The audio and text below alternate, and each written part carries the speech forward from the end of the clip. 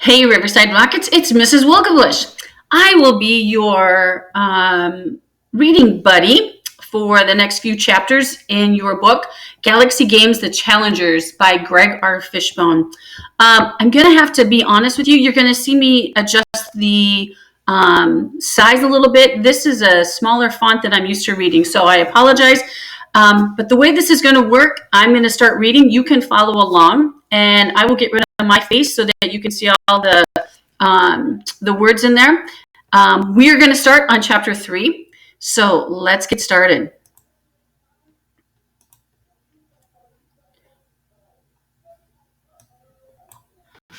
Tokyo, Japan. Dakai Shindo tapped his foot against the curb. Come on, big brother, we're already late for school. His brother Raiku flipped through a bundle of magazines someone had left on the curb for recycling. We have a good excuse. We had to watch the birthday party of an American cousin we barely know through a fuzzy video connection. Dakai frowned. My teachers won't accept that as a real excuse. Well, then tell them it was an exchange of international culture. Raiku pulled out a manga their mother would never let them buy. The bikini-clad woman drawn on the cover made Dakai blush, although he couldn't explain exactly why. Teachers are always impressed by exchanges of international culture, Raiku continued, and we even named a star after him. That should be worth extra credit in physical sciences. You always know how to manipulate the adults, said Dakai with admiration. But still, you've already missed the bell 3 times this month. We need to hurry. I think Takada-senpai will like these, but I need 1 or 2 more.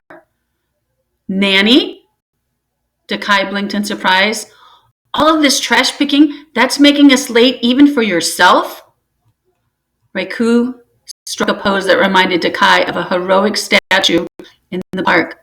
While Takeda-senpai is training for the playoffs, my duty as his coach and as his friend is to sort through other people's garbage, Dakai demanded.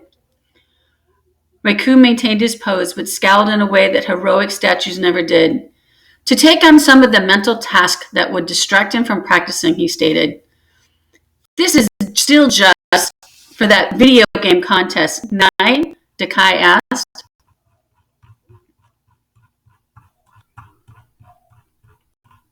I mean,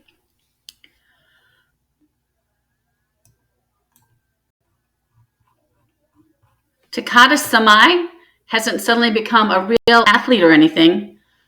Techno Fight Extreme requires as much timing and coordination as any sport. You'd know that if you didn't spend all of your arcade credits on that antique Robo-Maze game. It's not an antique, it's a classic. Dakai-kun, that game is older than you are. I've got a free version on my phone that I never even use. Why would anyone pay for it in an arcade? You can't battle against something you hold in your hands. It's not the same as an arcade version, and you know it. Dakai angrily kicked over a stack of recycling. A sports magazine landed face up at his feet. See this? Oni-san? Here is a real athlete. Tomoko-san, the judo superstar. Raiku raised an eyebrow. Well, this is certainly a momentous day. Daiku-kun has finally started to notice cute girls. Takai's face burned. I didn't say she was cute. The important thing is that she's my age, but she could throw Takada-sama around like an overstuffed pillow. Maybe, Raiku admitted, but she wouldn't last 30 seconds against him in a game of Techno Fight Extreme. Middle solar system. 875 million miles from Earth, 94 hours before the most important event in human history, the pilot of the silver spaceship ordered the ship's technician to the bridge. The technician was an older Medranian,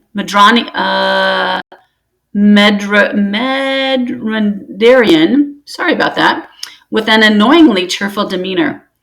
What can I do for you, sir? The technician asked. The toilet is making a horrible noise. Pilot Artuvor complained. Fix it. Them, sir? Them. Yes, sir. It's a problem with the entire waste recycling system. The toilets in all 5 of the ship's bathrooms are acting up the same way. Mifranza has already asked me to look into the matter. All five at once? Arturo asked. What could be causing that? Dwoglies, the technician stated.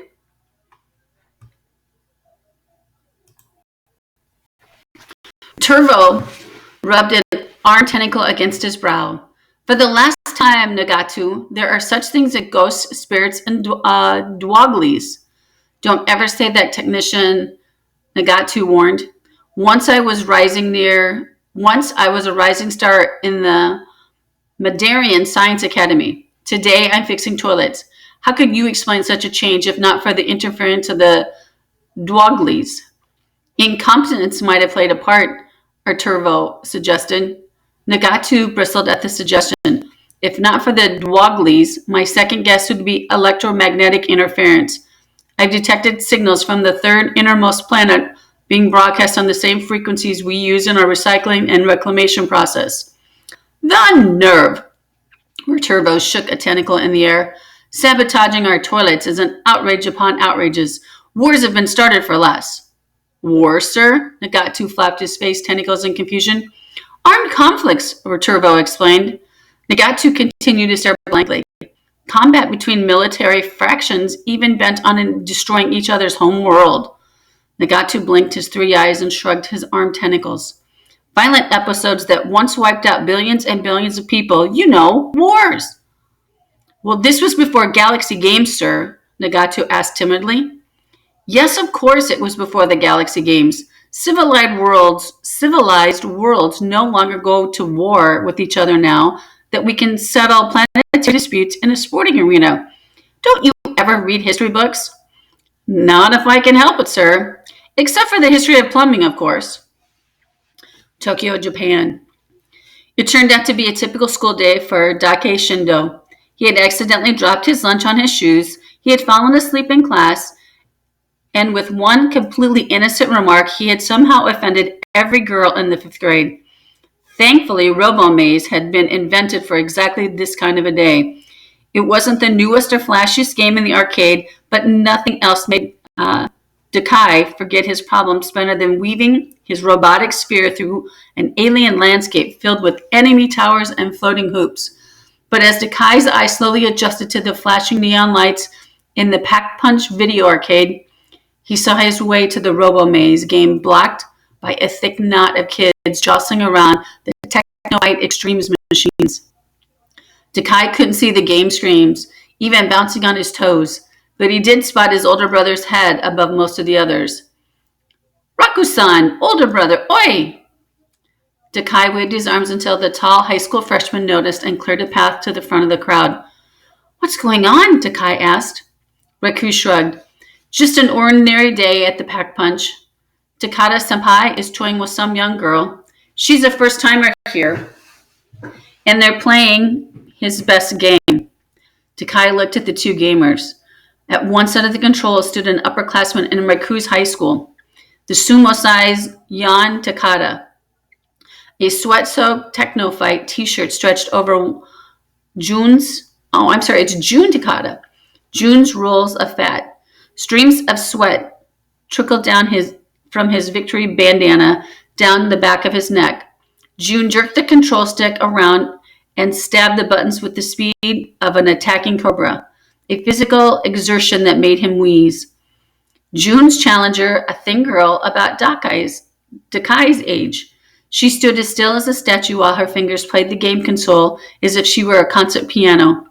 Twin pigtails geysered from the other sides of her head, bouncing in time with the colorful plastic keychain on one of her belt loops.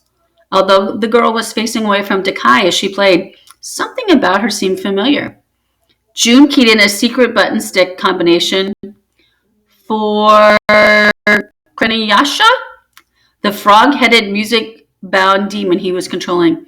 His Kuryasha puffed out its vocal sac like a huge balloon under its chin. The sac released with a loud croak and a stream of regurgitated fireflies.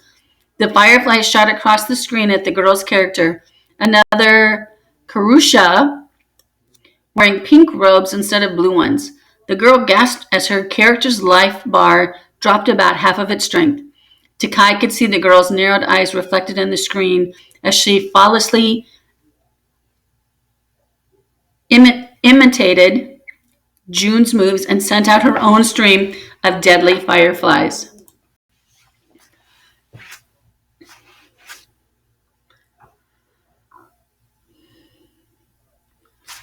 Takada-sama made a mistake letting her play Karushia. Takai told his brother. She's learning all his best moves. Raikou grunted at him. She's a quick study, but nobody can play this game like Takada-senpai. Your new girlfriend is going to crash and burn. Takai frowned. She's not my girlfriend. Raikou laughed and made kissing noises. You're an idiot, said Takai, which only made Raikou laugh louder. June, now gasping for air, misplayed a sequence of buttons.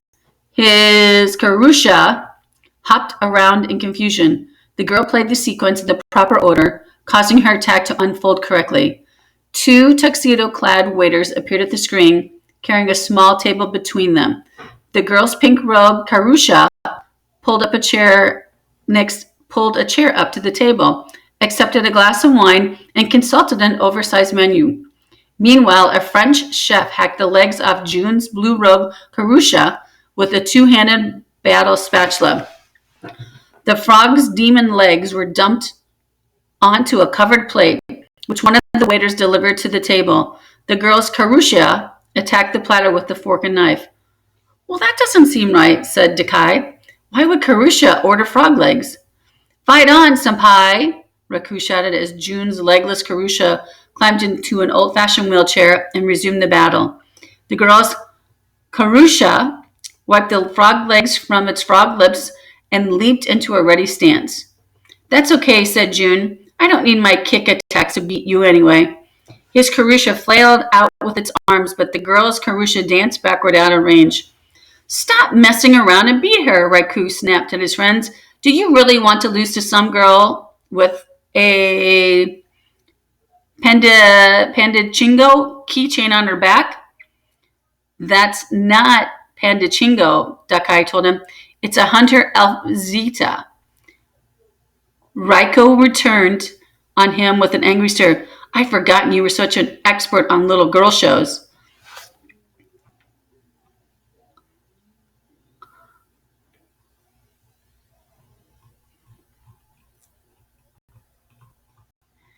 Hunter elf Zeta is not a little girl, Takai stared, amazed that his brother could be so ignorant. Actually, she's pretty tall for an elf of her age, as she gained all the rights and privileges of elf society when she inherited the long bow of the Eldritch. Whatever, said Raikou.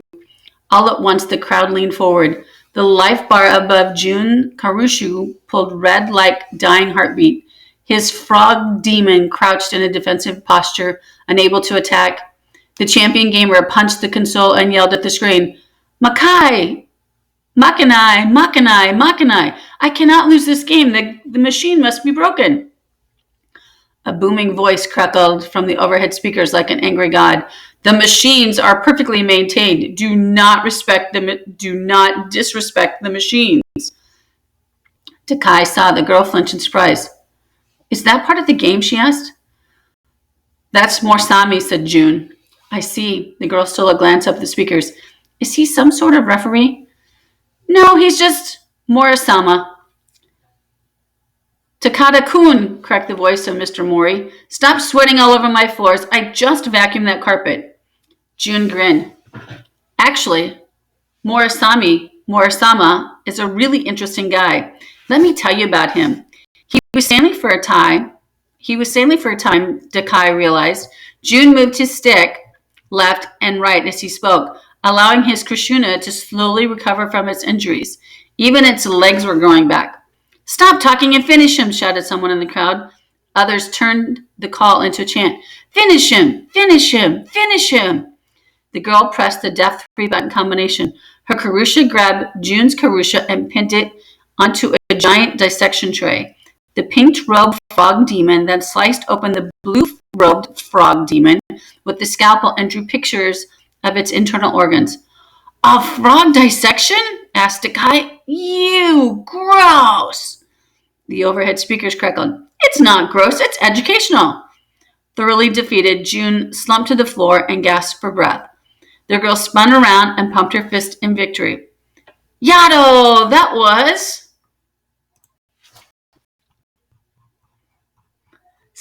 amazing. I can't believe I won.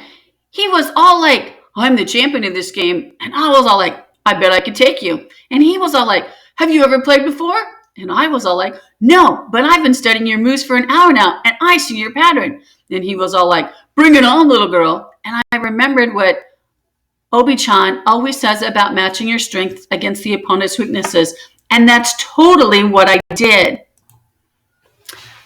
Takai blinked at the intensity of the girl's outburst.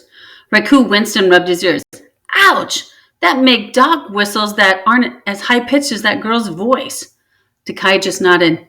Now that he could see the girl's oval face and large expressive eyes, he felt stronger than he ever had, than ever that he had seen her before. But where? She wasn't a student at his school, and he was pretty sure he had seen her around the neighborhood. The girl took a deep breath and became much calmer again. She faced the former champion and bowed respectfully. Thank you for teaching me your game, Takeda-sensei. It's not much like real fighting, but it was still a lot of fun. June just glared at her with evil eyes over the top of his asthma inhaler. The girl bent down to face him, suddenly noticing his condition. Hey, are you all right? June just waved her away, rose unsteadily to his feet, and took another puff from his inhaler. You got lucky, he gasped. Raikou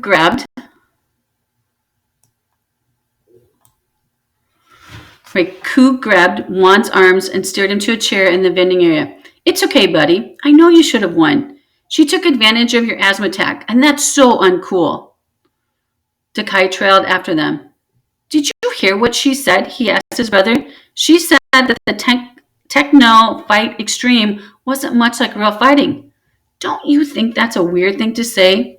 Chill out, Dakai-kun, said Raikou. Can't you see the champ needs to rest? He's not the champ anymore, Dakai reminded his brother. Raikou's face turned red. Aw, man, you don't know when to let up, do you? Go hang out with your new girlfriend and leave us alone. She's not my girlfriend, said Dakai through clenched teeth, although he did want to congratulate the girl on playing such a masterful game. He was not the only one either. It was hard to even see her through the thick crowd of well-wishers until two older kids hoisted her onto their shoulders for a victory parade around the arcade. Hey, excuse me, called Takai. He almost had the girl's attention when a sharp voice cut through the celebration. Its angry edge seemed to draw all light and oxygen from the room. Tumuku! Takai turned along with everybody else to see a short, gnarled, wrinkled, white-haired figure leaning on a polished wooden stick at the arcade entrance. Her ancient eyes were angry and intense as she addressed the girl. What are you doing in this place? Oba-chan, the girl licked her watch and gasped. Oh, I'm sorry, I didn't realize it was so late. Sumi-san. She dropped to the floor and ran to the old woman. Jun Takeda, still pale and wheezing, wrenched himself free from Raikou and stepped between the girl and the old woman. Hold on a moment, Granny. Let the girl play one more game. I have a reputation to defend. A reputation? Is that so? The old woman waved her stick dangerously close to Jun's face. Young man, I suggest you give up on building a reputation for fighting little girls and instead develop one for respecting your elders. Hey, be careful with that. June put a hand on the old woman's stick. I'm just asking for a few minutes to prove that I can defeat anybody. Best 2 out of 3. Takai heard the old woman's stick strike. Crack, crack, crack. Before he ever saw it move, June dropped to the ground to his knees as his knees gave out. He clenched his wrist and winced in pain. Would you like to try that again? The old woman cracked at an amused smile. Best 2 out of 3? No, thank you, ma'am, June squeaked. The overhead speakers crackled. Takanda-kun, if you're going to bleed, take it outside. He's not bleeding, Raikou shouted at the ceiling. Somebody must have spilled a cherry sweat water where he fell down. The old woman turned her back on June. Hurry along to Tamako-chan, you're already late for practice. Yes, Obi-chan, said the girl wearily. Tamako-chan? Takai dug in his backpack for the judo magazine he'd found that morning, with its cover image of a young girl in a fighting uniform. She was pulling down her right eyelid and sticking it out over her tongue at the camera, but Takai could still tell it was her. He ran from the arcade to catch a final glimpse of the girl and the old familiar woman disappearing into the street crowd. I knew she looked familiar. She's Tamazuako Tamako.